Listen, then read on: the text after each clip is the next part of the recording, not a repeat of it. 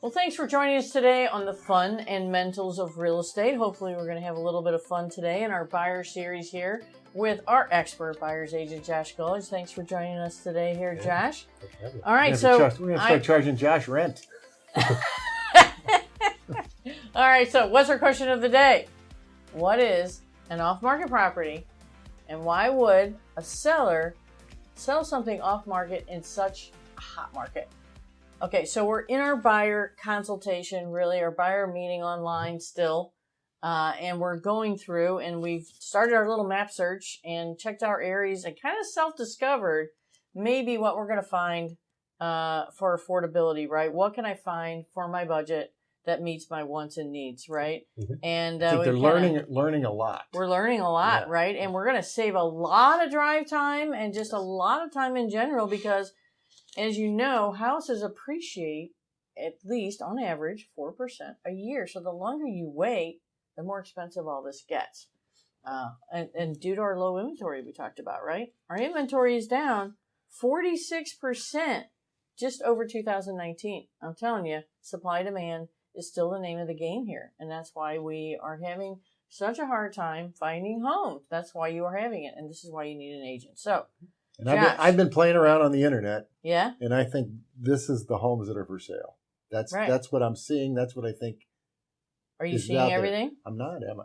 Oh, no, I don't think you're seeing everything for sale. Josh, tell us what off market is and why would a seller sell off market? Yeah. So again, if it's on what we would consider on market, right? That's on all the realtor websites and it's syndicated to all the websites, that are out there. I mean, there's a handful of them. So, but off-market properties are ones that just aren't quite there yet. So, they're not on the internet. Is that what you're saying? Yeah, they're really nowhere to be found. And some of them are just strictly word of mouth. Some of them, they're gonna sell, but they're just not ready to put the sign in the yard and have people in their house. So why would somebody want to do that? I don't understand. Yeah. So again, when you're just understanding what an off-market property is, it's not some random person that's not wanting to move. They are wanting to move. It's just they're trying to time up what they're wanting to do as well. So, when we're answering why would somebody sell off market, it does depend on their scenario. But a common one is, hey, I'm in the middle of a new construction build, and my home is going to take 8 months to build, and I'm ready to sell as soon as it's done. And again, you could be anywhere from day one to, hey, it closes next month. So they're not ready to sell their house, but they are. So again, that's an opportunity where I try to hunt for my buyers, say, hey. Oh, wait a minute. How are you even finding an off-market property? How do you find them? Yeah. So again, at Keller Williams, we have office withheld listings that we call off-market properties. So again, they've signed up, but they're not ready to market to the world yet. But us agents can see them. All right. So if you want to sell your home in the next 6-8 months, typically you'll have an agent over to figure out what you're going to do, what you need to do. And there's a ton of projects sometimes, right? There's the painting, there's the carpeting, there's all the things, right? And so you list your property with the agent, but there's no sign in the yard. It's not on the net because you've got projects to do. But we put it in the system. It's called in withheld. And now Keller Williams here in St. Louis has what's called private collection. And now all of our offices, all of our KW offices in St. Louis have the ability then to take that home, put it in the private collection, and now all the agents in KW can see that that house will one day soon come on the active market, but it's not yet there because either timing is to your point for building or the projects aren't done yet. So what does that mean to me if I'm out there looking? Well, now it expands, right? More houses to look for. There's more houses to look at. Yeah, more houses to look at. And again, a lot of them sometimes are just straight word of mouth. Again, we have the benefit of being top professionals in this field. And, I talk to agents daily and it's like, hey, and a lot of times they just message me and say, hey, Josh, I have a really nice 2-story. Do you have a buyer for it? And sometimes I will reach out to them and say, hey, do you have this? And then lo and behold, they're like, well, I'm meeting with somebody in 2 weeks that matches what you're talking about. Ooh, so haven't even met with them yet. So sometimes it's strictly just phone calls like, hey, I get incoming calls and I'm putting incoming calls out. And that's a big way too. But sellers, why would sellers sell off market in a market like this? A lot of times it's convenience on timing.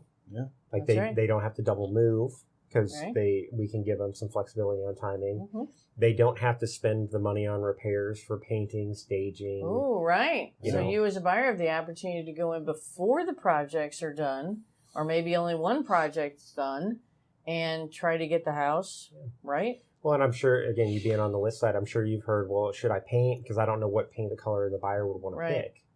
You know, Right. they might just repaint what I'm already going to pay for. So, again, maybe I don't want to do these open houses either. That can be a pain in the neck, can't it? It can, and you'll be surprised how many sellers really don't want to go through the showing People mess if coming they through my don't house. have to. yeah, again, if And you've got we are a big convenience society. Yeah, so if you've got convenience multiple is big. dogs and several kids and toys yeah. all over the Pets, place, right? sometimes It can be it's, very hard. Yeah. and sometimes people just flat out like, and I don't blame them. They want the security. They don't like a bunch of strangers in their house. So That's true, if too. they know, like, hey, my agent trusts this agent, and it's maybe a one couple in, and I get the number that I like. Again, we're not saying that they're selling at a number they're not going to be happy with. Right. So it really takes this whole. It's different than an on market home where it's competing and like what am I going to get? It's strictly if a seller's letting somebody in off market, it says, yeah, I would sell it to you off market and take all the hassle out. And if I got X number, I would be happy. I would be happy. And I'd be happy to claim. So I don't got the bid wars either. I'm not competing against 5 other people. Yeah, it's I just don't have to terrific for a escalation buyer. costs. It really does. It's a win-win on both sides. It's a I've never win-win. had an off-market sale that hasn't benefited both sides. I mean, otherwise it wouldn't make sense. Why would a buyer want to limit to an off-market, or why would a seller? It makes sense. The seller's like, I'm getting a really good number and less hassle. Buyers aren't competing, and they're sometimes getting stuff that they, instead of seller putting $5,000 worth of paint and buyer paying $5,000 more, well, buyer can paint himself and pick his own paint color. And it used to be 5, and now it's more like 10 to 15. No, and I'm serious. Yes. These costs of painting and just carpeting, I have one right now. It's $15,000. The honeydews, the paint, and the carpet's $15,000. But again, are they going to just rip out the carpet and go with the hardwood right away? Are they going to pick a paint color that you hate? So, it really just makes the process really smooth. Okay, so how do you search for these off markets, and what other kind of opportunities do you search for when you're searching for a buyer? Yeah, so again, I'm always looking for opportunities in the marketplace. So part of the way I do that is I always look above their price point too. Like, is it one of my friends that I know I've talked to and they're probably coming down in price? Is it, and all of a sudden it's a really good deal for what it had? Because again, we've had sometimes properties are on paper priced perfectly, great location, and sometimes they just for whatever reason don't sell.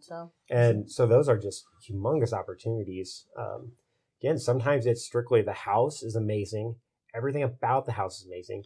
The price is perfect, and the pictures are horrible. This is a big opportunity. We talk about this a lot.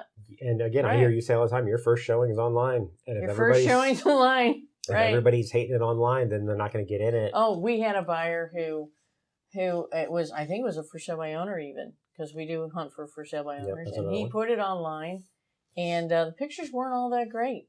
And they're like, it's our favorite area. Let's just go look. And we were like, wow. Okay, so when an owner or an agent has a bad marketing day, right, those are opportunities because everybody else is going, I'm not going to go see that. Those pictures look terrible. Oh, that's an opportunity. And we tell people that all the time. So one of my favorite stories, this is personal, is when I was looking for my house with my wife, we were looking at houses and I found an off-market property. Pictures were absolutely horrible. But I could see past it. Had been on the market and had been taken off. So I could see that's why I could see the pictures of it. Yeah. And I basically told Christy, my wife, I was like, I found us the property. And she is not trained in seeing homes.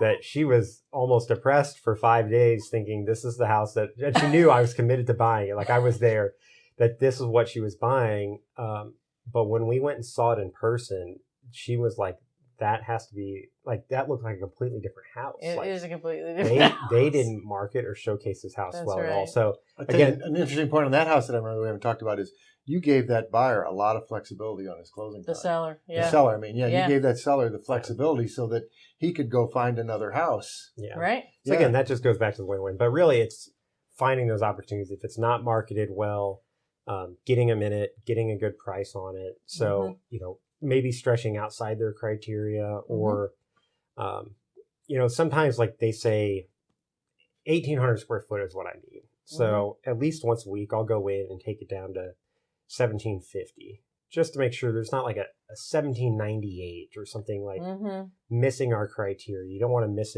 an opportunity. So I'm always trying to cast a wider net and then do self-screening. So I don't want to send them a bunch of homes that don't meet their criteria. Right. But I also do not want to miss the gas station. I don't want to miss any opportunity for them. Right. So I like this opportunity. Josh tells me about this one often too, and it's like when you're in maybe one of your favorite areas and it's a highly populated area, you'll look for one maybe on the just on the outskirts of that area.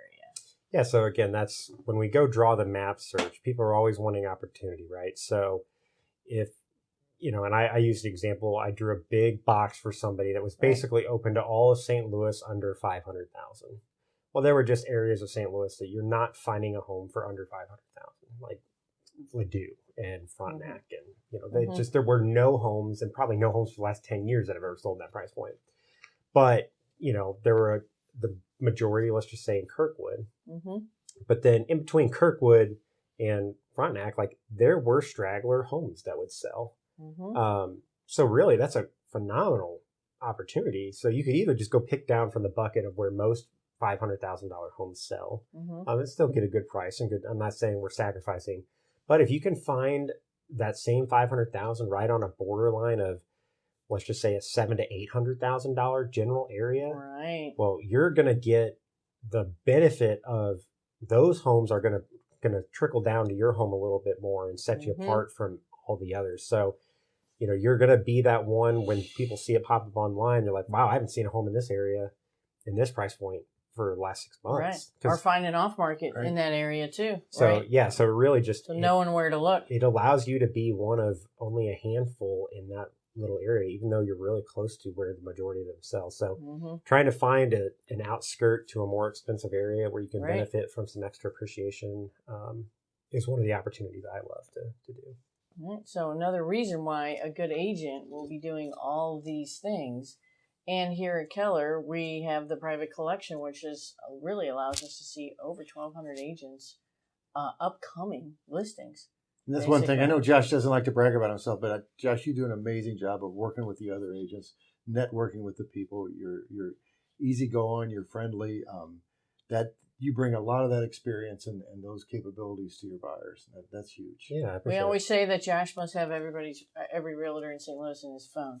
So that is actually an advantage for you as a buyer, and you really should know how well plugged in and networked your agent is, because it makes a difference when you're in multiple offers or you're trying to get. You just had one where he was able to get a buyer accepted contingent on a close, even when other offers were starting to come in. I mean, like, how did you do that? Yes, again, I like to save all my conversations from all of the agents on my phone. So again, sometimes agents use experience and years in the business as like that's their only value, reason why somebody hire them, but they don't do a lot of business. But it is a help because I save all my messages. So I have 10 years worth of messages from agents. And so it can even be 2 years since I've talked to an agent last. And then I'll be like, oh, hey, I remember I wrote an offer for this agent 2 years ago, and I check in and I kind of remember how the agents do. So I do try to create relationships with these agents, even at other companies, for long term. And then they can remember me like, oh, they know now I'm not a brand new agent because I'm talking about, hey, how was business last time I talked to you 5 years ago? Like, because again, time flies. So they know they can trust you too. They remember, they remember that. So that's one thing I do. And just becoming friends with the agents. Again, we haven't talked a ton about negotiating, but some agents are just their negotiating tactic is to be a big bully, and they come across really brazen, and they come at you. Agents don't like that. They come at you like a pit bull, and the agents on the other side, they don't want to work with that agent for 30 days. Like they know inspections are going to be hard. They know if there's an appraisal problem, it's going to be hard. They know everything's going to be hard. But I promised them from the moment I've talked to them, and again, we've never had a bad experience. I've talked to them for years. Some of them, they recognize my name, and I promised them from the moment that, I brag you up as a client. Okay, these are great clients. This is going to be a smooth transaction. Like, whoa, they're not always looking for the most money. We're getting to the closing table. So, just trying to, again, I'm not in this business for a one and done. Like I said, I've been doing it 10 years now. And I'm looking to keep my reputation really, really good for years and years to come. So just creating really good relationships, easy transactions, and that wins clients a lot of times. It will win multiple offers every day of the week, I promise you. Thank you for joining us today. Next week, we're going to talk really about the agency. How am I represented in Missouri, right? So stay tuned for that. I'm your host here, Angela Dillmon with the Dillmon Group. This is Glen Calvin Guild with Mortgage. Guild Mortgage and Josh, our excellent buyer's agent. And we are here to help you build wealth. Live your dream lifestyle. And leave legacies that matter. Till next week. All right.